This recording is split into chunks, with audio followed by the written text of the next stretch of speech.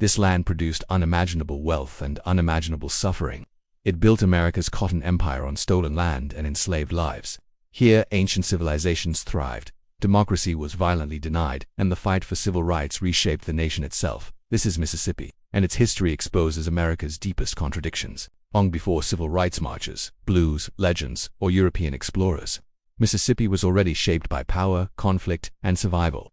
From ancient mound-building civilizations to plantation wealth built on slavery, and from violent resistance to black rights to modern poverty, this land tells one of America's most extreme stories. Along the river that bears its name, Mississippi became a crossroads of conquest, culture, and a centuries-long struggle over freedom. The human story of Mississippi begins approximately 12,000 years ago when Paleo-Indian peoples followed retreating glaciers into a landscape rich with game and abundant resources. These earliest inhabitants hunted mastodon, giant bison, and other megafauna through forests and grasslands vastly different from the modern landscape. As the climate warmed and Ice Age animals disappeared, Archaic period peoples developed increasingly sophisticated strategies for exploiting Mississippi's diverse ecosystems: hunting deer and smaller game, fishing in rivers and oxbow lakes, gathering nuts, berries, and roots, and establishing seasonal movement patterns that maximized resource availability throughout the year. The true flowering of indigenous civilization came with the Mississippian culture, which emerged around 800 CE and created one of the most sophisticated pre-Columbian societies north of Mexico. The Mississippian people weren't a single political entity but a shared cultural tradition characterized by mound building, intensive maize agriculture, hierarchical social organization, and long-distance trade networks. Their influence stretched from the Great Lakes to the Gulf Coast, from the Atlantic Piedmont to the edge of the Great Plains. But the Mississippi River Valley, particularly the region that would become the modern state, was a cultural heartland. The Mississippian peoples built massive earthwork mounds that served as platforms for elite residences, temples, and ceremonial structures. These weren't primitive heaps of dirt but engineered constructions requiring sophisticated planning, social organization, and labor mobilization. The Winterville Mounds near Greenville represent a major ceremonial center with multiple mounds arranged around a central plaza. The largest mound rises over 50 feet and covers nearly 3 acres at its base. The effort required to construct such monuments, millions of basketloads of earth moved by hand, demonstrates a society capable of mobilizing hundreds of workers and maintaining the surplus production necessary to support non-food producing elites, priests, and craftspeople. Mississippian society was rigidly hierarchical, with powerful chiefs ruling over towns and surrounding territories. These chiefs, often called sons or similar titles suggesting divine association, wielded absolute authority backed by religious ideology and military force. They lived atop the great mounds in wooden structures that overlooked their domains, physically and symbolically elevated above common people. When chiefs died, elaborate burial ceremonies involved sacrificing retainers who would serve in the afterlife, a practice revealing both the extreme inequality of Mississippian society and the power of religious beliefs that convinced people to accept their own ritual deaths. Agriculture formed the economic foundation, centered on the three sisters: corn, beans, and squash, supplemented by hunting, fishing, and gathering wild foods. The Mississippi River's annual floods deposited nutrient-rich sediment that made agriculture extraordinarily productive without crop rotation or fertilization. Surplus production supported dense populations. Some Mississippian towns housed thousands of residents, making them among the largest settlements in pre-Columbian North America. The combination of agricultural surplus, hierarchical organization, and strategic location made Mississippian chiefdoms wealthy and powerful.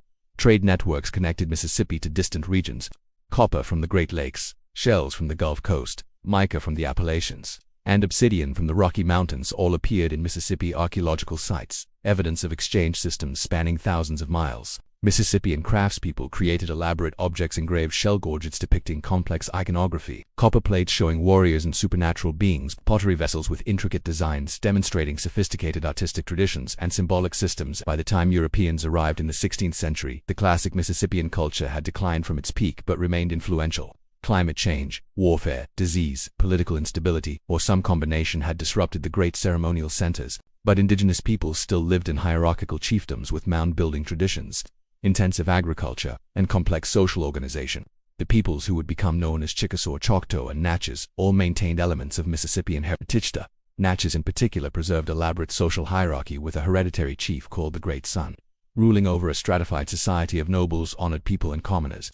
By the time the outside world began to take notice of this land, Mississippi was already shaped by centuries of power, belief, and inequality. Complex societies governed its rivers, fields, and ceremonial centers, sustaining traditions older than most European nations. But that balance, built over generations, was about to face a force it could not anticipate, arriving not from the land or the river, but from across the ocean. In 1540, that distant force finally arrived, armed with steel, horses, and an unshakable belief in conquest. Hernando de Soto led an expedition into the heart of Mississippi. What followed was not discovery, but collision between worlds that had developed independently for thousands of years. For the indigenous societies of the region, European contact did not bring trade or partnership, but violence, disease, and irreversible disruption. De Soto, a veteran of Pizarro's conquest of Peru, led several hundred Spanish conquistadors, African slaves, indigenous guides, and livestock into the interior seeking gold, glory, and empire. What they found were powerful chiefdoms who initially received them as potential allies or trading partners, but quickly learned to fear Spanish cruelty, greed, and disease. The expedition's path through Mississippi was marked by violence. At Chickaza near present-day Tupelo, indigenous warriors attacked the Spanish camp, burning supplies and nearly destroying the expedition. De Soto retaliated by burning villages and enslaving prisoners. At Mobile, possibly in present-day Alabama, but within the cultural sphere, a massive battle killed thousands of indigenous warriors and destroyed the town. A Pyrrhic victory that weakened De Soto's expedition even as it demonstrated Spanish military superiority. In May 1541, De Soto reached the Mississippi River, becoming the first European to document seeing the great river that indigenous peoples had navigated for millennia. De Soto died of fever near the Mississippi River in 1542, and his surviving men buried him in the river to prevent indigenous peoples from discovering his death and realizing Spanish vulnerability. The survivors built boats and fled down the Mississippi to the Gulf, leaving behind destruction, introduced diseases that would kill thousands, and disrupted indigenous societies. But they also left knowledge. Indigenous peoples now understood European technology, tactics, and vulnerabilities, information that would prove crucial in future encounters. For over a century after De Soto, Mississippi remained largely beyond European control. Spanish authority extended nominally from Florida, but actual presence was minimal. The French, exploring from Canada and the Great Lakes, claimed the Mississippi River watershed in the late 17th century. In 1699, Pierre Le Moyne d'Iberville established Fort Maurepas on the Gulf Coast, beginning permanent French colonization. French strategy relied on alliance with indigenous peoples rather than conquest. They needed indigenous partners to provide furs, food, military support against British expansion, and knowledge of the vast territories France claimed but could barely occupy. The French established trading posts and missions but attracted few settlers. New Orleans, founded in 1718, became the colonial capital, but settlement remained sparse. The Mississippi River served as the transportation artery for French Louisiana, but the interior remained indigenous territory where French influence depended on maintaining good relations. French traders married into indigenous families, creating métis communities and kinship networks that facilitated commerce and diplomacy. Missionaries attempted to convert indigenous peoples to Catholicism with limited success. Most indigenous peoples found French religion interesting but maintained their own spiritual traditions. The Natchez people, maintaining elaborate hierarchical traditions derived from Mississippian culture, initially tolerated French settlement, but tensions escalated as French demands for land and labor increased. In 1729, the Natchez launched a coordinated uprising, attacking French settlements and killing over 200 colonists. The French retaliated with genocidal fury, enlisting Choctaw allies to attack Natchez villages. The Natchez War effectively destroyed the Natchez as an independent people. Survivors were killed, enslaved and shipped to Caribbean plantations, or absorbed into other indigenous groups. The war demonstrated French willingness to use extreme violence to maintain colonial control and indigenous peoples' vulnerability to European indigenous alliances that divided and conquered. The Chickasaw and Choctaw emerged as the dominant indigenous peoples in Mississippi, each numbering in the tens of thousands. The Chickasaw, occupying northern Mississippi, allied primarily with the British who traded from Carolina. The Choctaw, in central and southern Mississippi, maintained closer ties with the French. This division reflected and reinforced European imperial competition. Indigenous peoples skillfully played Europeans against each other, extracting gifts, trade goods, and military support while maintaining considerable autonomy. But the strategy grew increasingly precarious as European power grew, and indigenous peoples became dependent on European trade goods, particularly firearms, metal tools, and cloth. The 7 Years' War, 1756 to 1763, determined Mississippi's colonial future. British victory transferred all French territory east of the Mississippi to Britain, including what would become the state of Mississippi. Spanish Florida also became British, creating British West Florida colony that included the Gulf Coast and much of southern Mississippi. British rule was brief and had limited impact. The American Revolution soon disrupted colonial administration, and Spain, entering the war as an American ally. Yet, even as empires rose and fell, a new force was beginning to move toward the Mississippi River, one driven not by crowns or colonies, but by settlers, land hunger, and a rapidly expanding nation. The Mississippi Territory, organized in 1798, initially comprised only the southwestern corner of present-day Mississippi and Alabama. Over subsequent years, territorial boundaries expanded northward through treaties that forced indigenous peoples to cede millions of acres. the Treaty of Fort Adams 1801, Treaty of Mount Dexter 1805, and numerous others systematically stripped Choctaw and Chickasaw land. American negotiators used debt, alcohol, bribery, and threats to extract these cessions, often negotiating with individual leaders who lacked authority to sell communal lands. Indigenous peoples who remained faced constant pressure to adopt American ways, abandon traditional agriculture for individual farms, convert to Christianity, send children to schools designed to erase indigenous identity, and ultimately remove themselves west of the Mississippi. American settlers poured in, primarily from the Carolinas, Georgia, and Virginia, bringing enslaved people and plantation agriculture.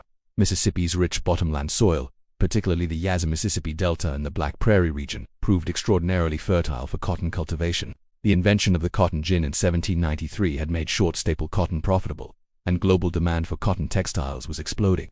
Mississippi planters recognized they could grow rich if they could acquire land, and labor land could be seized from indigenous peoples, and labor could be enslaved. The cotton boom transformed Mississippi with breathtaking speed.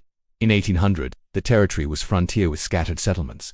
By 1817, when Mississippi achieved statehood as the 20th state, cotton plantations dominated the economy and enslaved people outnumbered free people in many counties.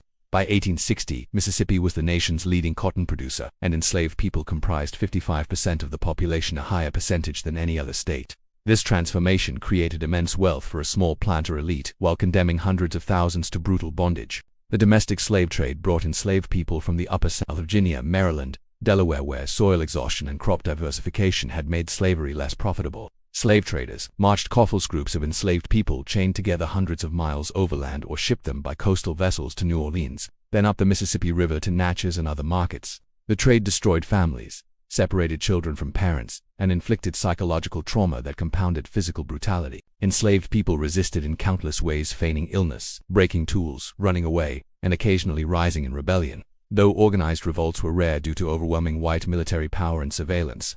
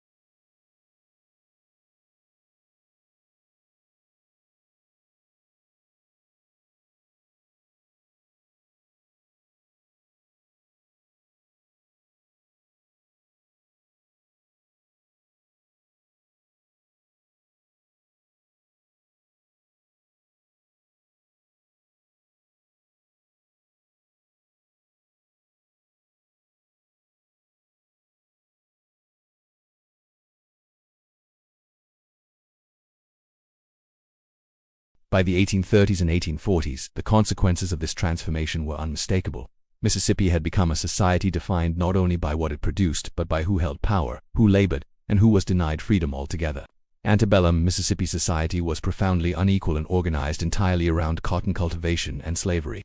At the apex stood the planter aristocracy, a small elite owning large plantations and many enslaved people. These planters dominated politics, society, and culture, creating a self-image as benevolent patriarchs presiding over prosperous estates and caring for enslaved people they claimed were incapable of freedom. The reality was starkly different. Plantations were labor camps where enslaved people worked from dawn to dusk, under constant threat of violence, producing wealth they would never share. The majority of white Mississippians weren't wealthy planters but small farmers, some owning a few enslaved people, many owning none. These yeoman farmers grew food crops, raised livestock, and sometimes grew cotton on small scales. They resented planter aristocracy's political dominance but supported slavery enthusiastically, believing it maintained white supremacy and prevented them from being reduced to the bottom of the social hierarchy. Slavery thus served not just economic but also psychological functions. Even the poorest white person could claim superiority over enslaved black people, and that sense of status helped reconcile non-slaveholding whites to a system that primarily benefited the wealthy. Enslaved people comprised the majority of Mississippi's population in cotton-producing regions. Their lives were defined by unrelenting labor, constant surveillance, family separation, and violence. Cotton cultivation required year-round work clearing land, planting, hoeing weeds, picking bolls, ginning, and packing. During harvest, enslaved people worked 16-hour days, picking until hands bled, meeting daily quotas enforced through whipping. Slaveholders systematically used rape as a tool of domination and profit. Children born to enslaved women increased the slaveholder's property, regardless of paternity, creating incentives for sexual exploitation and resulting in generations of mixed race. Enslaved people whose parentage was obvious but never acknowledged. Enslaved people created communities, cultures, and resistance strategies within slavery's constraints. They maintained African cultural practices blended with American influences, religious practices combining Christianity with African spirituality, musical traditions that would evolve into blues and gospel, foodways incorporating African techniques and crops, and storytelling traditions that preserved memory and provided coded resistance messages. They built families despite the constant threat of separation, married in ceremonies slaveholders didn't legally recognize, raised children they knew might be sold away.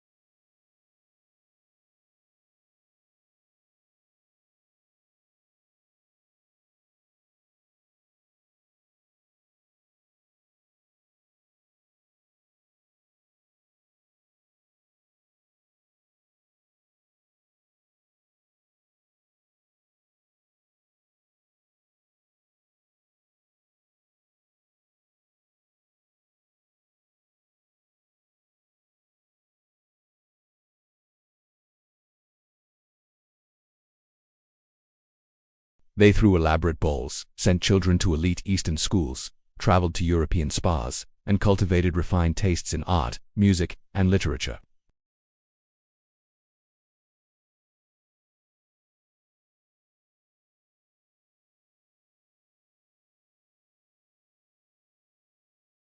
The contrast between surface elegance and underlying brutality defined antebellum Mississippi. The question of slavery's expansion increasingly dominated American politics. Mississippi's political leadership, Jefferson Davis, John A. Quitman, and others fiercely defended slavery as a positive good rather than a necessary evil, rejected any federal restrictions on slavery's expansion into Western territories, and threatened secession if Republican Party victories threatened slavery. When Abraham Lincoln won the presidency in 1860 without carrying a single Southern state, and on a platform opposing slavery as expansion, Mississippi's planters saw their power and way of life threatened. On January 9, 1861, Mississippi became the second state to secede its secession declaration, explicitly stating that preserving slavery motivated disunion. Secession turned decades of economic ambition, racial hierarchy, and political extremism into open conflict, dragging Mississippi from a world of plantations and privilege into the devastation of war. War did not arrive in Mississippi as a distant national crisis. It came as a reckoning. The system that had built immense wealth and power now faced its greatest test, as armies, shortages, and destruction tore through the state. Mississippi contributed over 80,000 soldiers to the Confederate cause, fighting in every major battle from Bull Run to Appomattox. Jefferson Davis, Mississippi planter and U.S. Senator, became Confederate president, leading the rebellion from Richmond. Mississippi troops gained reputations for fierce fighting and suffered enormous casualties. Entire regiments were decimated in battles like Gettysburg and Shiloh, but military glory couldn't compensate for fundamental weaknesses. The Confederacy had inferior industry, transportation, and population, and Union control of the Mississippi River split the Confederacy geographically and economically. The Vicksburg Campaign of 1863 became the war's turning point. Union General Ulysses S. Grant recognized that controlling the Mississippi River was strategically crucial. It would split the Confederacy, prevent Western supplies from reaching Eastern armies, and open the South to invasion. Vicksburg, perched on bluffs overlooking the river, was heavily fortified and stubbornly defended by Confederate forces under John C. Pemberton. Grant's initial attempts to capture the city through direct assault failed, so he implemented a brilliant campaign of maneuver, cutting Vicksburg's supply lines and besieging the city. The siege lasted 47 days. From May to July 1863, Confederate soldiers and civilians in Vicksburg endured constant bombardment, dwindling food supplies, and disease. Civilians dug caves into hillsides seeking shelter from Union artillery. Soldiers ate mules and rats as starvation set in. On July 4, 1863, the same day Lee's army retreated from Gettysburg, Pemberton surrendered Vicksburg. Lincoln declared, "The Father of Waters again goes unvexed to the sea." The fall of Vicksburg and Port Hudson days later gave the Union complete control of the Mississippi River, effectively winning the war even though fighting would continue for nearly 2 more years. The war devastated Mississippi's economy and society. Union armies occupied much of the state, liberating enslaved people, destroying plantations, and disrupting agriculture. Sherman's Meridian Campaign in early 1864 systematically destroyed railroads, factories, and supplies across central Mississippi, demonstrating total war tactics that would be perfected in his march to the sea through Georgia. By war's end, Mississippi's wealth, measured primarily in enslaved people and land, had evaporated. Enslaved people, representing billions in capital value, were free. Infrastructure was destroyed. Fields lay fallow. Banks had collapsed. The planter aristocracy was financially ruined, though they retained land and social status. Reconstruction offered brief hope for racial justice. The 13th Amendment abolished slavery. The 14th Amendment guaranteed citizenship and equal protection, and the 15th Amendment protected voting rights regardless of race. Federal troops occupied Mississippi, ensuring formerly enslaved people could exercise rights. Black Mississippians registered to vote in enormous numbers, elected black legislators, served on juries, testified in courts, and participated in democracy for the first time. Between 1868 and 1875, Mississippi sent 2 black U.S. Senators, Hiram Revels and Blanche K. Brewster Washington, along with a black congressman. At the state level, black legislators pushed for public education, civil rights protections, and economic opportunity. But white Mississippians never accepted racial equality. They organized resistance through violence and political manipulation. The Ku Klux Klan and similar organizations conducted terror campaigns, whipping, murdering, and intimidating black voters and white Republicans. The 1875 election saw systematic violence as white Democrats executed the Mississippi Plan, organized intimidation that prevented black Republicans from voting. At Clinton, white mobs attacked a Republican rally, killing dozens of black people. Federal troops withdrawal as part of the Compromise of 1877 ending disputed. Presidential election left black Mississippians defenseless against white supremacist violence. The period from 1875 to 1900 saw systematic destruction of black rights and establishment of Jim Crow segregation. The 1890 Mississippi Constitution implemented literacy tests, poll taxes, and other mechanisms that effectively disenfranchised black voters while allowing poor white voters to cast ballots. Mississippi's black voting population, which had been majority of the electorate during Reconstruction, was reduced to a tiny fraction. Segregation laws mandated separate schools, transportation, public facilities, and essentially all aspects of daily life. Anti-miscegenation laws forbade interracial marriage. Violence enforced the system. Lynching became common, with Mississippi leading the nation in extrajudicial murders of black people, often for trivial or fabricated offenses. The war destroyed slavery as a legal institution, but it did not destroy the racial hierarchy that slavery had created. As a Mississippi rebuilt from defeat and devastation, white power quickly reorganized itself, determined to preserve control even without chains.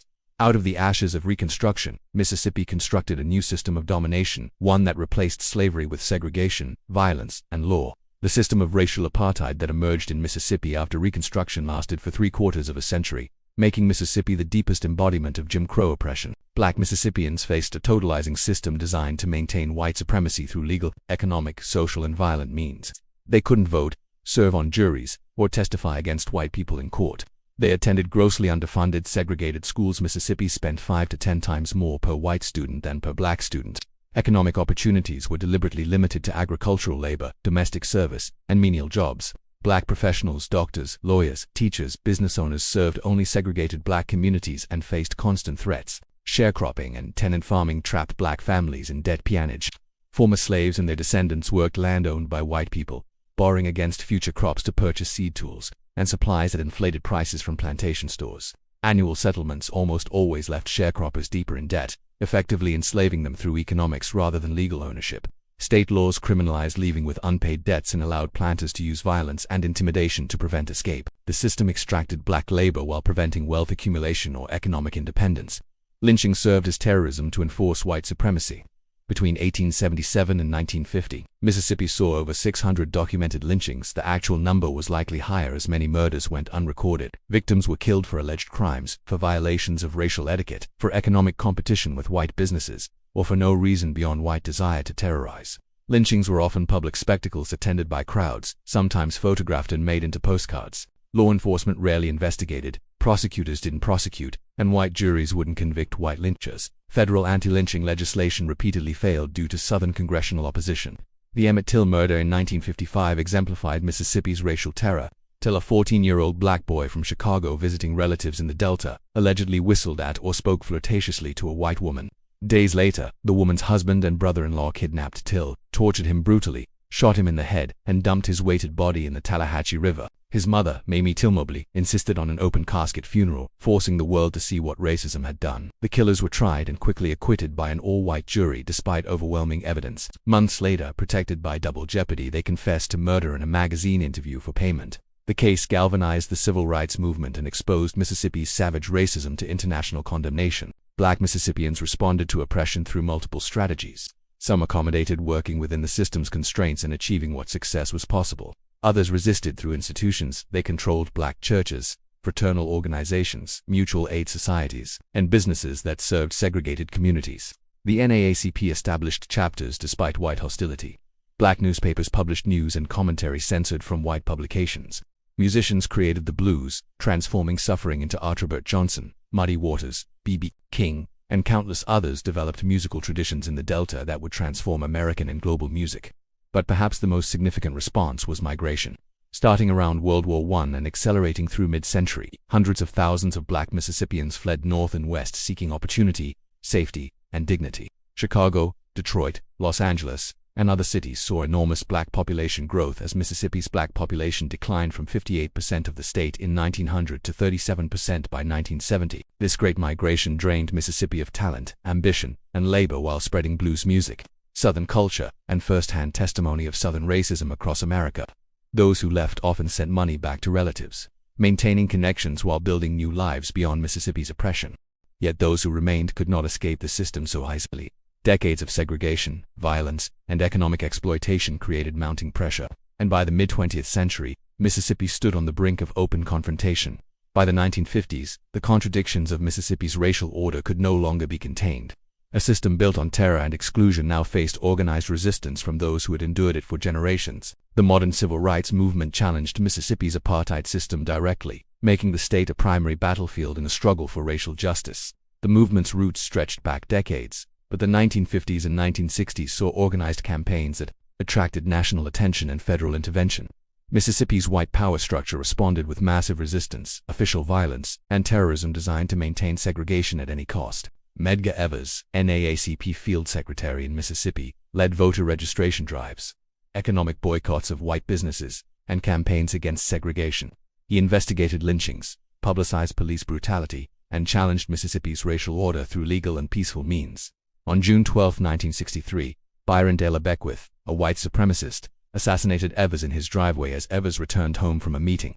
Beckwith was tried twice in 1964, both trials resulting in hung juries, with all white juries refusing to convict despite overwhelming evidence. Not until 1994, 30 years later, was Beckwith finally convicted and imprisoned at delayed justice that demonstrated how thoroughly white supremacy controlled Mississippi's legal system. Freedom Summer 1964 brought hundreds of volunteers, mostly white college students from the North, to Mississippi to register black voters and establish freedom schools teaching literacy and civics. The campaign aimed to expose Mississippi's violent resistance to federal law and force federal intervention. On June 21, 1964, 3 civil rights workers, James Chaney, Andrew Goodman, and Michael Schwerner, disappeared in Neshoba County. Their bodies were discovered weeks later, murdered by a mob that included Ku Klux Klan members and local law enforcement.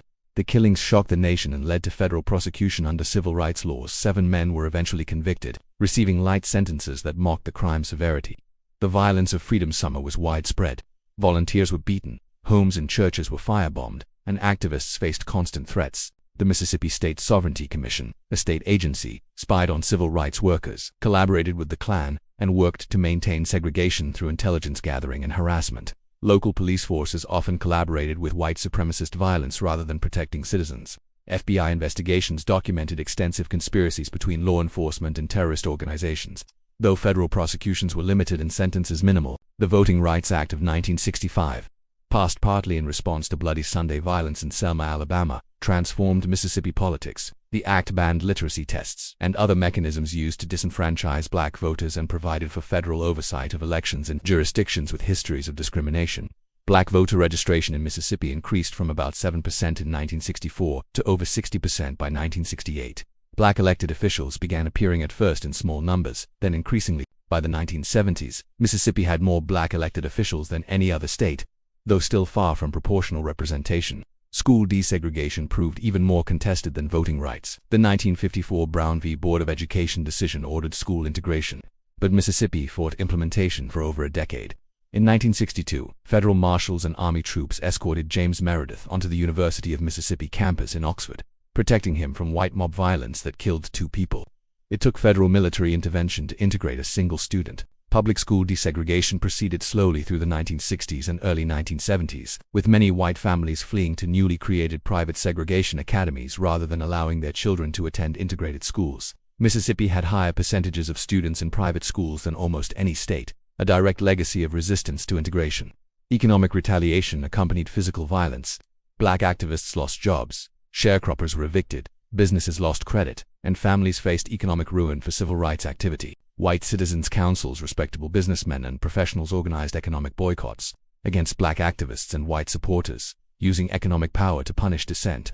This economic terrorism was often more effective than physical violence in suppressing activism, as people facing starvation had to choose between justice and survival. The civil rights movement dismantled the legal foundations of segregation, but it could not erase centuries of inequality overnight. Mississippi emerged from the 1960s transformed by law, yet still burdened by history, facing a future shaped as much by unresolved struggles as by hard-won victories. In the decades that followed, Mississippi entered a new era no longer defined by segregation laws, yet still deeply shaped by their consequences. Modern Mississippi remains shaped by its history of slavery, segregation, and resistance to racial equality. The state has made undeniable progress. Legal segregation is abolished, black people vote and hold office, overt discrimination is illegal, and racial attitudes have evolved. But Mississippi also struggles with legacies that persist. It's the poorest state in America, with highest rates of poverty, food insecurity, and poor health outcomes.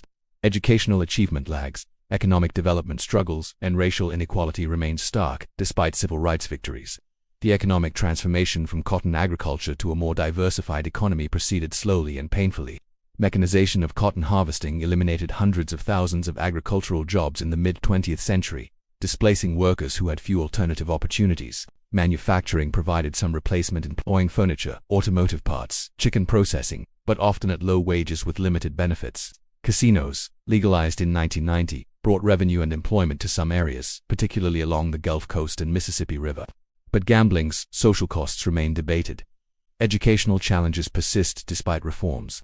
Mississippi schools consistently rank among the nation's worst in standardized test scores, graduation rates, and college readiness. The legacy of segregated schools, underfunding, combined with persistent poverty and limited local tax base, makes improvement difficult. Higher education institutions, the University of Mississippi, Mississippi State University, and historically black colleges like Jackson State and Alcorn State provide opportunities. But too many Mississippi students leave for education or employment elsewhere and never return. Health outcomes reveal ongoing disparities.